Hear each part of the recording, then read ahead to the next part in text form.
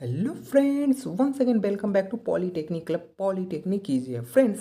आज की इस वीडियो में हम लोग बिहार पॉलीटेक्निक लेटरल एंट्री के रिगार्डिंग फिजिक्स के यूनिट 2 को कंप्लीट करने वाले हैं। वन शॉर्ट वीडियो है, इसमें हम लोग एक वीडियो में यूनिट 2 को कंप्लीट करेंगे with their short notes and MCQ. मतलब हम लोग उसके शॉर्ट नोट्स को भी पढ़ेंगे कि मतलब ये हमारा टॉपिक कहना क्या चाह रहा है, देन उससे जो एमसीक्यू बनता है वो एमसीक्यू करेंगे। एंड मोस्ट इंपॉर्टेंट, आपके एग्जाम में इससे न्यूमेरिकल भी पूछे जाते हैं तो हम लोग न्यूमेरिकल को भी सॉल्व करेंगे।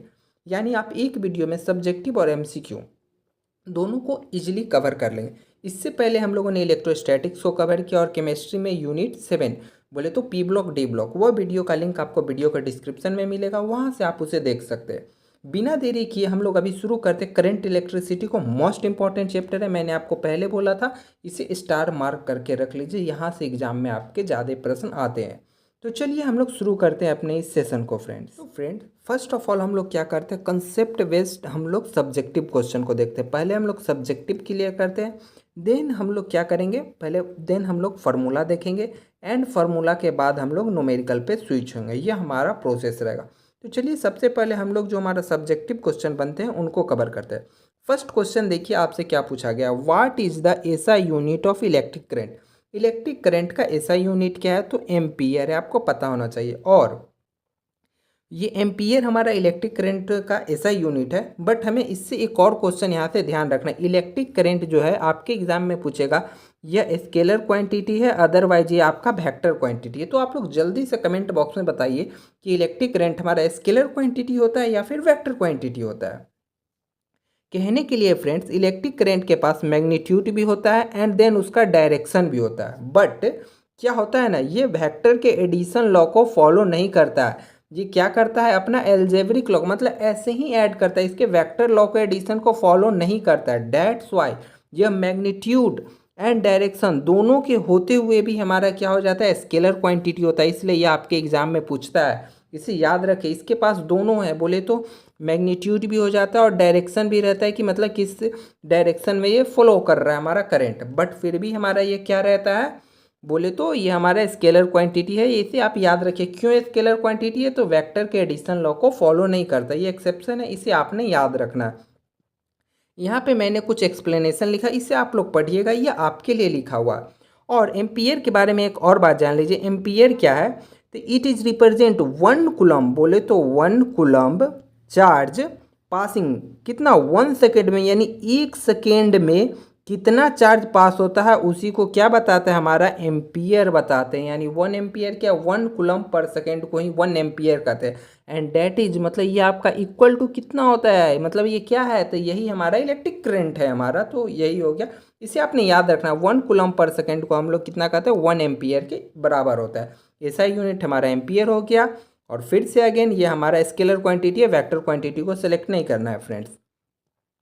नेक्स्ट हमारा क्वेश्चन नंबर 2 में देखिए आपसे पूछा गया, which instrument is use to measure, क्या है, इलेक्ट्रिक करंट को मेजर करने के लिए कौन सा हम लोग यंत्र, बोले तो कौन सा चीज़ को, कौन सा डिवाइस को यूज में लेते हैं। तो हम लोग इलेक्ट्रिक करंट को मेजर करने के लिए अमीटर को यूज में लेते हैं, बोले तो ऑप्शन नंबर ए हमारा करेक्ट आंसर है। अब आपके माइंड में होगा वोल्ट मीटर से हम लोग क्या मेजर करते हैं, तो वोल्ट मीटर से हम लोग इलेक्ट्रिक पोटेंशियल को मेजर करते हैं। आप लोग लिख लीजिएगा, इलेक्ट्रिक पोटेंशियल को हम लोग मेजर करते हैं। ए मीटर से क्या करते हैं, इलेक्ट्रिक करंट मेजर करते हैं।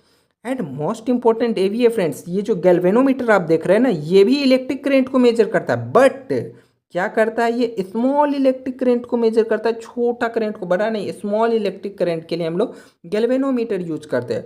एंड ओम मीटर से तो आप लोग परिचित जरूर होंगे। ओम मीटर हम लोग क्यों यूज करते हैं, तो इलेक्ट्रिकल रेसिस्टेंस के लिए। तो देखिए इन चारों में से कुछ भी यदि आपसे पूछा जाए तो आप लोग आसानी से टिक करेंगे, आपने भूलना नहीं, आप कॉपी में लिख लीजिए, यह काम आएगा, ठीक है friends.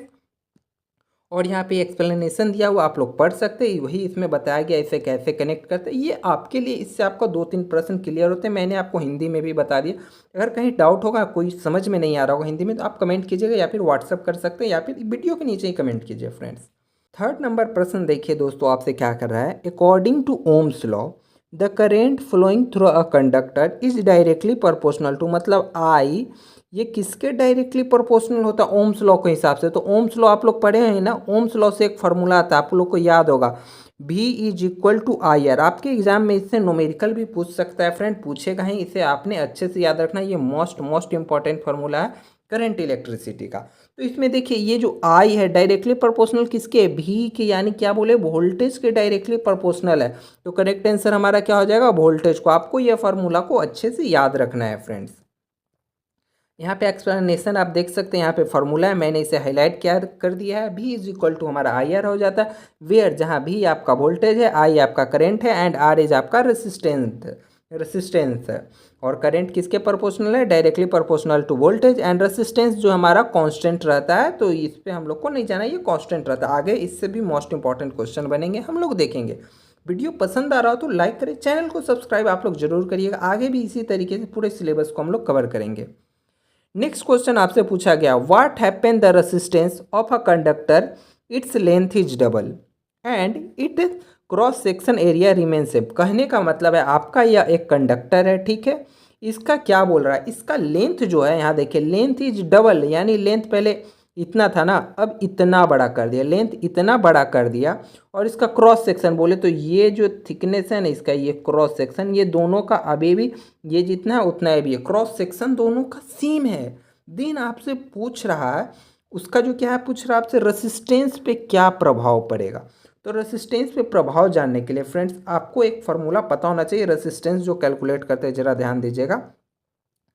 Are resistance, R is equal to हमारा क्या होता है, रो बोले तो रेसिस्टिविटी, एल बाई ए। अब जरा फ्रेंड्स आप इस फॉर्मूला में आप ध्यान दीजिएगा, यहाँ पे एक चीज़, जो आपका आर है रेसिस्टेंस, ये किस पे डिपेंड करता है, ये डायरेक्टली प्रोपोर्शनल टू, ये देखिए ये सीधा एल, यानी एल बढ़ेगा तो क्या बढ़ेगा, आर भी बढ़ेगा। एल एल को क्या बोल रहा है, 2 से मल्टीप्लाई कर दिया, यानी एल हम दुगना कर रहे हैं, मल्टीप्लाई बाई 2, तो क्या करेगा, रेसिस्टेंस भी दोगुना हो जाएगा। क्यों, क्योंकि रेसिप्रोकल है भैया, जैसे जैसे एल बढ़ेगा वैसे वैसे हमारा रेसिस्टेंस हमारा क्या होगा, बढ़ेगा। देन करेक्ट आंसर क्या होगा, इसको हम लोग डबल किए तो क्या हमारा होगा, रेसिस्टेंस इज इक्वल टू ओ भी हमारा इट्स डबल हो जाएगा, दोगुना हो जाएगा। अब एक ध्यान देना, एरिया के क्या होता है, एरिया के इन्वर्सली प्रोपोर्शनल होता है। जैसे बोला ना क्रॉस सेक्शन, अब मैं आपको एक एग्जांपल दे रहा हूँ, आप समझिएगा जरा ध्यान से। बोला है क्रॉस सेक्शन सेम है, बोले तो उसका एरिया आ जाएगा ना फ्रेंड्स। अगर मान लीजिए यहाँ पे हमारा क्या है, आर जो है एरिया के क्या है, इन्वर्सली प्रोपोर्शनल है। इन केस यदि आपका एरिया बढ़ेगा, अगर ये बढ़ने लगा तो रेसिस्टेंस आपका घटने लगेगा। एरिया यदि कम करेंगे तो रेसिस्टेंस आपका बढ़ेगा। तो आपने इसे अच्छे से ध्यान में रखना है फ्रेंड्स। फार्मूला यहाँ पे लिखा हुआ, आप इसे पढ़ लीजिएगा और कॉपी में नोट डाउन कीजिए। अगर नोट डाउन नहीं कर रहे हैं तो वीडियो के अंत में सब फार्मूला आपको मिलेगा फ्रेंड्स एक जगह सीट में, जैसे हम लोग इलेक्ट्रोस्टैटिक्स में किए थे, सेम फार्मूला वाइज और यूनिट डायमेंशन सेम, उसका भी ऐसे हम लोग करेंगे। कह रहा है विच of the flowing material has the lowest resistivity, मतलब कौन सा मटेरियल का सबसे कम रेसिस्टिविटी। रेसिस्टिविटी क्या है, देखिए ये जो आपका कंडक्टर है ना, इसमें जो करंट पास हो रहा है, करंट क्यों पास हो रहा है, कंडक्टर में फ्री इलेक्ट्रॉन के कारण पास होता है। इसे याद रखिए, कंडक्टर में करंट क्यों पास होता है, फ्री इलेक्ट्रॉन के कारण। तो इसे आपने अच्छे से याद देना है। और इलेक्ट्रोलाइट जो सॉल्यूशन रहता है उसमें क्यों करंट पास होता है, तो आयंस के कारण होता है। आप इसे याद रखिएगा, आपसे एग्जाम में पूछ सकता है। आयन के कारण आपका इलेक्ट्रोलाइट में होता है, और कंडक्टर में आपका किसके कारण होता है, तो कंडक्टर में आपका होता है इलेक्ट्रॉन के कारण। और सेमीकंडक्टर में क्यों होता है, तो सेमीकंडक्टर में होल्स ये सब रहते हैं, होल्स के कारण वहाँ पे पास होता है। तो आपने इसे अच्छे से ध्यान रखना है। अब इस क्वेश्चन में बोला है लो रेसिस्टिविटी। लो रेसिस्टिविटी कहने का मतलब है उसमें करंट एकदम तेजी से पास होगा, रोकने वाला कोई नहीं होगा, रेसिस्टेंस का काम कोई नहीं आपका करने वाला। तो कौन सा हमारा एलिमेंट हो जा रहा है, कौन सा हमारा मटेरियल हो जा रहा है, तो वो हमारा कॉपर। कॉपर क्या है, कॉपर का लो रेसिस्टिविटी रहता है एंड हाई कंडक्टिविटी। अगर रेसिस्टिविटी की हम लोग बात करें तो रेसिस्टिविटी हमारा क्या है, रो है, इसका फॉर्मूला भी होता है। ये जो हमारा होता है ना रेसिस्टिविटी हमारा क्या होता है, डायरेक्टली प्रोपोर्शनल, ये हमारा sorry friends is equal to 1 by क्या हो जाता है, सिग्मा। तो आपने इसे अच्छे से याद रखना है। फिर हम लोग चलते हैं अपने अगले प्रश्न पे। कॉपर हो जाएगा, आपने इसे याद रखना है। क्यों? रेसिस्टिविटी लो रहता है, ये एक दूसरे के रेसिप्रोकल है। यदि कंडक्टिविटी आपका हाई हो रहा है तो रेसिस्टिविटी हमारा क्या हो जाएगा? लो हो जाएगा। यदि रेसिस्टिविटी बहुत ज़्यादा है तो कंडक्टिविटी, करंट भैया पास नहीं करेगा। याद रखना है दिमाग में अच्छे से। क्वेश्चन नंबर 6 में देखिए आपसे क्या बोला। इन सीरीज सर्किट, मतलब सीरीज में जोड़ा हुआ ऐसे, फिर ऐसे, फिर ऐसे, इस तरीके का सीरीज में जोड़ा हुआ current passing through a register. ये हो गया R1 R2, ये R3, सॉरी ये R1 R2, ये R3 हो गया। देन बोल रहा है करंट पास करेगा, तो जो करंट पास करेगा ना वो सब में सेम करंट पास करेगा। सीरीज में जोड़ा हुआ है इसलिए सीरीज में जोड़ा हुआ है, डैट मीन सब में सेम पास करेगा। आपने अच्छे से याद रखना है। नेक्स्ट क्वेश्चन करा, a parallel capacitor voltage across a resistance. Parallel में जोड़ा हुआ है, क्या है आपका? रेसिस्टेंस। मान लीजिए ये आपका हो गया, सॉरी फ्रेंड्स स्ट्रेट लाइन हो गया, ये मान लीजिए यहाँ से हमारा गया, ये हो गया R1, ये हो गया हमारा R2, ये R3, और ये क्या हो गया? तीनों एक वोल्टेज सोर्स से जुट गया है। वोल्टेज बना दे रहा हूँ। तो क्या है ना, सब में हमारा जो वोल्टेज भी जो पास करेगा ना सब में सेम, क्योंकि दोनों टर्मिनल से जुड़ा हुआ है ना। देखिए एक हमारा प्लस हो गया, एक नेगेटिव, दोनों टर्मिनल से जुड़ा हुआ है, सब में हमारा क्या पास करेगा? सेम पास करेगा। तो इसका correct answer option number A हो जाएगा।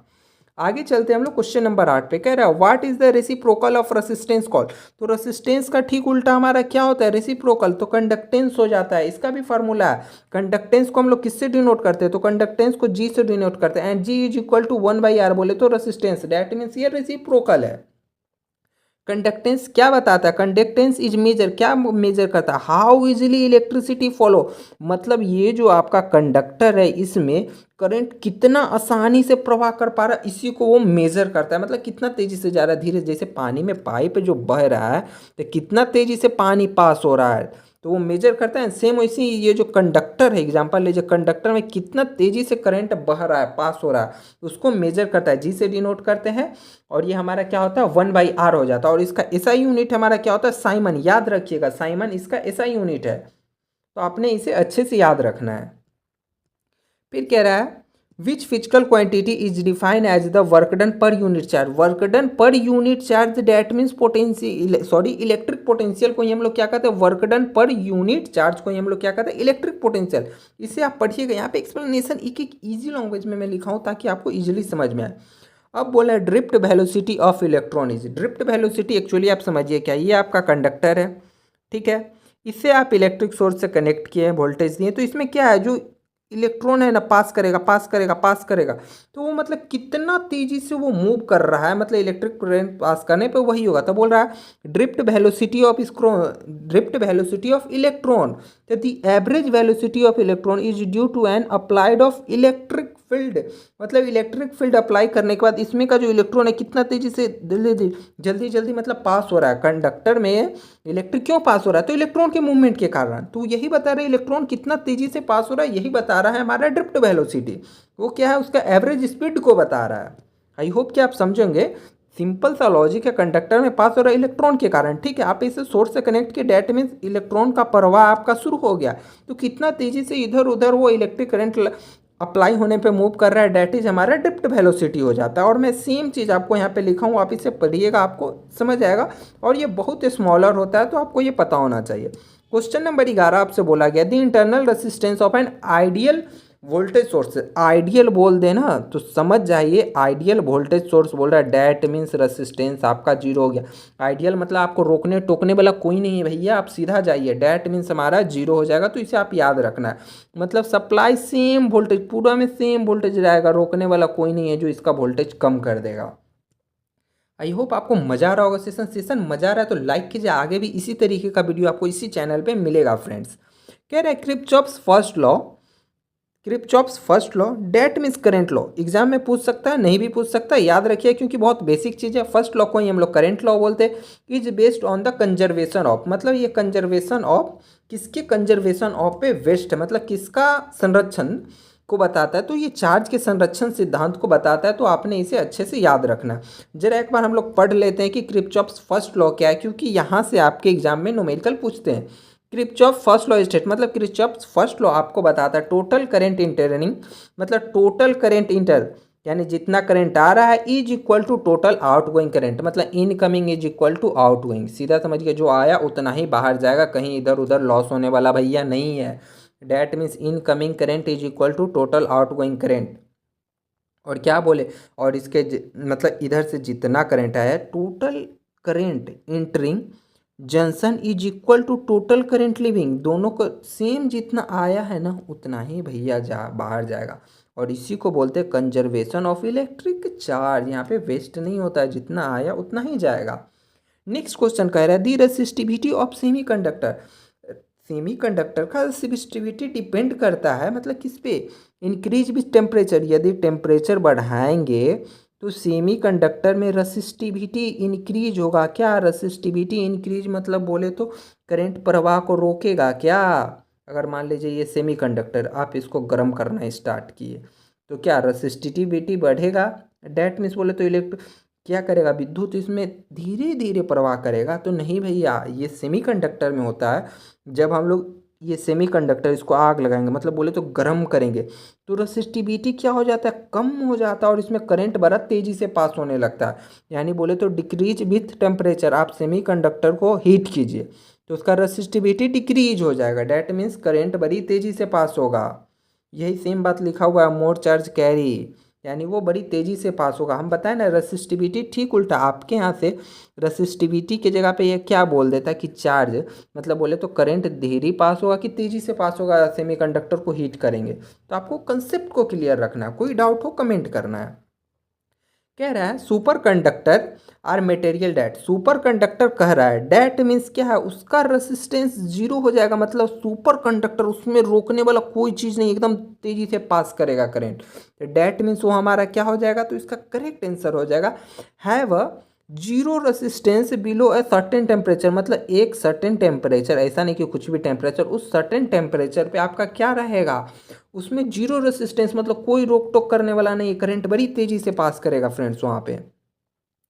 नेक्स्ट क्वेश्चन देखिए यहाँ पे क्या आया है फ्रेंड्स। यहाँ पे अगला क्वेश्चन है the power dispatch a resistor is given by. मतलब पावर, यहाँ पे एक फॉर्मूला पढ़ेंगे, power dispatch bye a resistor. आप ये पढ़े होंगे, पी बराबर हम लोगों का क्या हो जाता है, P is equal to I square R. यहाँ पे दो ऑप्शन छूट गया है फ्रेंड्स, टाइपिंग मिस्टेक है तो उस पर नहीं लीजिए, बट करेक्ट आंसर आपका हो जाएगा P is equal to I R हो जाता है। यहाँ से एक और फार्मूला बनता है, कभी कभी एग्जाम में ऐसे ही पूछ देते।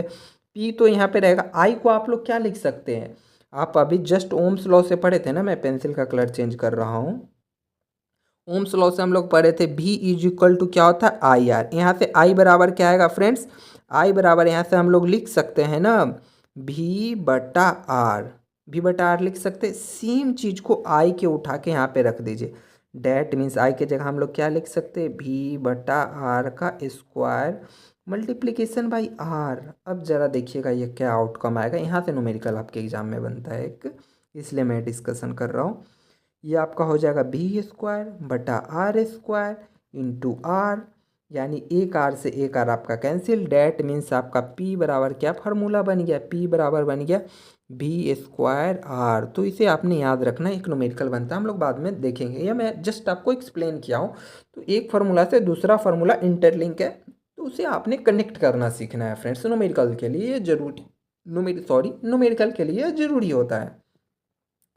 नेक्स्ट क्वेश्चन नंबर 16 देखिए हमारा क्या बोल रहा है। क्वेश्चन नंबर 16 में आपका है which law state electromotive force and potential difference in a close loop is equal to. तो यही हमारा किरचॉफ्स का सेकेंड लॉ है। सेकेंड लॉ क्या कहता है कि जो टोटल इलेक्ट्रोमोटिव मतलब टोटल जो ईएमएफ है या फिर पोटेंशियल डिफरेंस, एक क्लोज लूप के अंदर क्या रहता है, जीरो रहता है। इसका ईएमएफ बोले तो इलेक्ट्रोमोटिव फोर्स बोले तो ईएमएफ हमारा क्या रहता है, जीरो रहता है। यही हमारा क्या है, सेकेंड लॉ है। तो इसे आपने अच्छे से याद रखना है। सेकेंड लॉ स्टेट कहता है अल्जेब्रिक सम, मतलब जितना भी EMF1 EMF2 algebraic sum of electromotive force and a potential difference any close loop is zero. और यह लॉ एनर्जी कंजर्वेशन ऑफ पे बेस्ड है। EMF है ना, इसकी एनर्जी को बता रहा है। तो ये जो हमारा है किस पे बेस्ड होता है, conservation of energy. Most important, ये क्वेश्चन बने या ना बने लेकिन Kirchhoff second law based on क्या है, कंजर्वेशन ऑफ एनर्जी पे बेस्ड है। ये क्या होता है, एनर्जी पे बेस्ड है। और फर्स्ट लॉ हमारा क्या हो जाता है, फर्स्ट लॉ चार्ज पे बेस्ड है। दोनों लॉ से हम लोग दो न्यूमेरिकल करेंगे, आप न्यूमेरिकल देखिएगा, आपको ये समझ में आ जाएगा फर्स्ट लॉ क्या है, सेकेंड लॉ क्या है। कोई भी डाउट है अभी आपका क्लियर हो जाएगा। थोड़ा पेशेंस रखें फ्रेंड्स, घबराना नहीं, क्लियर होगा एक एक डाउट। अगला क्वेश्चन देखिए, आपसे क्या बोला गया है, what is the effect of resistance of a wire if its temperature increase. ये आपका मान लीजिए एक वायर हम लोग ले लिए, क्या किए, इसके टेम्परेचर को हम लोग इंक्रीज किए, चलिए भैया इसको गर्म करना स्टार्ट कर दिए। तो क्या बोल रहा है, इसका रेसिस्टेंस, इफेक्ट ऑफ रेसिस्टेंस मतलब इसके रेसिस्टेंस पे क्या प्रभाव पड़ेगा। तो जैसे जैसे हम इसको इंक्रीज करेंगे ना, तो इसका रेसिस्टेंस भी भैया बढ़ने लगेगा, इसमें करंट पास नहीं होगा। क्यों पास नहीं होगा, तो जो इम्पेड ऑफ फॉलो ऑफ इलेक्ट्रॉन, इम्पेड मतलब उसके इसमें जो इलेक्ट्रॉन का प्रवाह हो रहा है ना, तो गर्म होने के कारण ये क्या है, इसके अंदर जो इलेक्ट्रॉन का प्रवाह हो रहा है उसको ये अपोज करेगा, रोकने लगेगा। डैट्स वाई रेसिस्टेंस आपका इंक्रीज होगा। जब हम इसमें का इलेक्ट्रॉन को पास ही नहीं होने देंगे तो भैया क्या वो रोकने का काम ही ना कर रहा है, डैट मीन्स वो रेसिस्टेंस को बढ़ावा दे रहा है। तो आपको याद रखना, टेम्परेचर इंक्रीज बोले तो आपका रेसिस्टेंस भी इंक्रीज करेगा। प्रश्न नंबर 18 बोला है, the resistivity of a material depend, मतलब मटेरियल का रेसिस्टिविटी किस पे डिपेंड करता है। तो हमने एक जस्ट फार्मूला देखा था ना फ्रेंड्स, सेम उसी से बताना है। एक सेकंड किधर चला गया, रेसिस्टिविटी, रेसिस्टिविटी हमारा रो रहता है, हमने आपको उस समय बोला था ना R is equal to rho L by A. तो ये जो रेसिस्टिविटी है ना फ्रेंड्स, ये मटेरियल का इंट्रिंसिक बोले तो अंदर का प्रॉपर्टी है, ये इसके अंदर के केमिकल कंपोजिशन पे डिपेंड करता है। तो इसे आपने अच्छे से याद रखना है। ये मटेरियल की क्या प्रॉपर्टी, यहाँ देखिए मैंने लिखा हो, रेसिस्टिविटी आपका क्या है, मटेरियल की इंट्रिंसिक प्रॉपर्टी है, dash depend upon composition and temperature. ये जो मटेरियल हो गया मान लीजिए आपका, इसका रेसिस्टिविटी किस पे डिपेंड करे, ये किस चीज़ों से बना है, एंड देन उसका टेम्परेचर पे डिपेंड करता है, but not depend upon its size, मतलब ये कितना बड़ा है, लंबा है, छोटा कर देने से उस पर यह डिपेंड नहीं करेगा। तो करेक्ट आंसर क्या आ जाएगा, करेक्ट आंसर आपका ऑप्शन नंबर भी हो जाएगा, temperature and composition of material, मतलब वो किन चीज़ों से मिलके बना है उस पर डिपेंड करता है हमारा रेसिस्टिविटी। नेक्स्ट क्वेश्चन है, विच of the following is a vector quantity. Vector quantity आपका क्या है, तो मैंने पहले बताया इलेक्ट्रिक करंट क्या है भैया, स्केलर क्वांटिटी है, याद रखना। इसके पास मैग्नीट्यूड होता है, डायरेक्शन होता है, बट क्या कहता है, वेक्टर लॉ को फॉलो नहीं करता। डैट मीन्स तुम भैया वेक्टर नहीं बनेगा, तुम स्केलर क्वांटिटी है। इलेक्ट्रिक पोटेंशियल भी आपका क्या हमारा हो जाता है, वो भी हमारा क्या है, स्केलर क्वांटिटी हो जाता है। हमारा इलेक्ट्रिक फील्ड क्या है, यह वेक्टर क्वांटिटी है, इसके पास मैग्नीट्यूड होता है और इसके पास डायरेक्शन होता है। मैंने इससे पहले एक वीडियो बनाया था, उसमें मैंने एक शॉर्ट ट्रिक दिया था कि आपको कैसे याद करना है, क्या कहते हैं, कौन स्केलर क्वांटिटी है, कौन सदिश राशि है, कौन वेक्टर क्वांटिटी है, बोले तो अदिश राशि। उस वीडियो को देखिए। अगर फिर से आपको इससे रिलेटेड वीडियो चाहते हैं तो कमेंट करना है वेक्टर, हम इस पे वीडियो आ जाएगा। देन कह रहा है इलेक्ट्रिक चार्ज, ये भी आपका क्या हो जाता है, स्केलर क्वांटिटी। आप इसे पढ़िएगा, ये आपके लिए ही लिखा गया है फ्रेंड्स। नेक्स्ट क्वेश्चन आता है, a material that's obeys Ohm's law. वह मटेरियल, मान लीजिए यह मटेरियल है, ये ओम्स लॉ को फॉलो करता है, तो उसे हम क्या कहते हैं, उसे हम लोग ओमिक कहते हैं। ओम्स लॉ क्या होता है, V equal to I R हो जाता है, voltage directly proportional to current. इतना आपको ऐसे माइंड में फिट रखना है। क्वेश्चन नंबर 21 बोला है, which component is use to measure a potential difference. Potential difference किससे मेजर करते हैं, वोल्ट मीटर। मैंने आपको स्टार्टिंग में ही बताया था, वोल्ट मीटर से क्या करते हैं, पोटेंशियल मेजर करते हैं, अमीटर से करंट मेजर करते हैं, इलेक्ट्रिक करंट मेजर करते हैं, गैल्वेनोमीटर से भी इलेक्ट्रिक करंट मेजर करते हैं। बट कौन सा electric current, small electric current measure करते हैं। तो आपने इसे अच्छे से दिमाग में बैठाए रखना है फ्रेंड्स। कह रहा है the drift velocity of electron a conductor is order of, मतलब electron drift velocity of electron का कितना होता है, 10⁻⁻⁴ मीटर पर सेकेंड। मैंने बताया था ड्रिफ्ट वेलोसिटी क्या है, इसे जब चार्ज में लगाइएगा तो इसके अंदर का इलेक्ट्रॉन कितना तेजी से मूव करेगा, कितना तेजी से भागेगा छिल मिला के, वही है ये चीज़।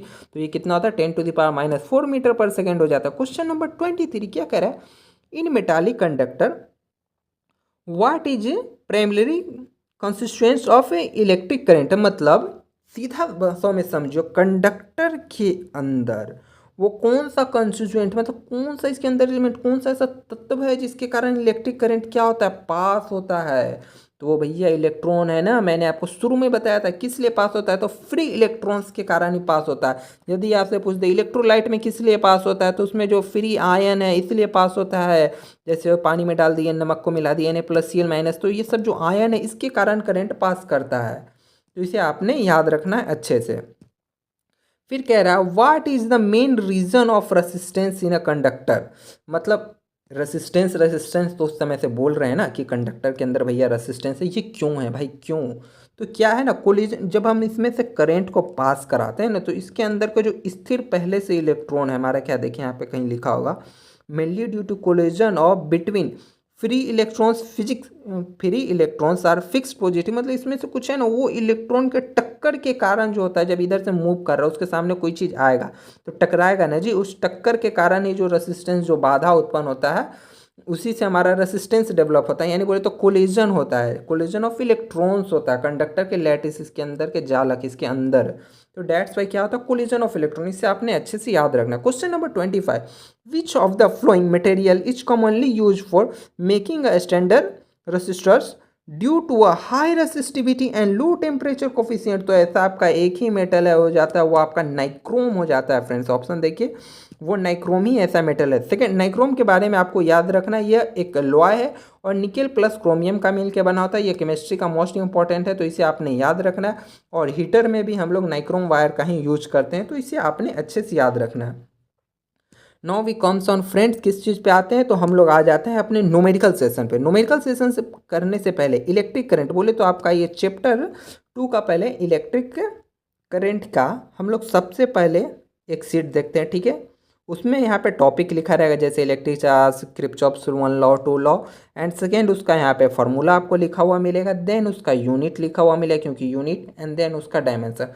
कुछ इस तरीके से बना के हम लोग पहले एक न्यूमेरिकल को भी कवर करते हैं, एंड देन क्या हम लोग जाएंगे, उसके बाद हम लोग न्यूमेरिकल को सॉल्व करेंगे। यह वीडियो फ्रेंड्स लंबा हुआ, इसके जस्ट बाद मैं आपको ये व्हाट्सअप और टेलीग्राम ग्रुप पे ये फॉर्मूला का सीट को शेयर करूंगा, देन उसके बाद हम लोग न्यूमेरिकल सॉल्व करने बैठेंगे।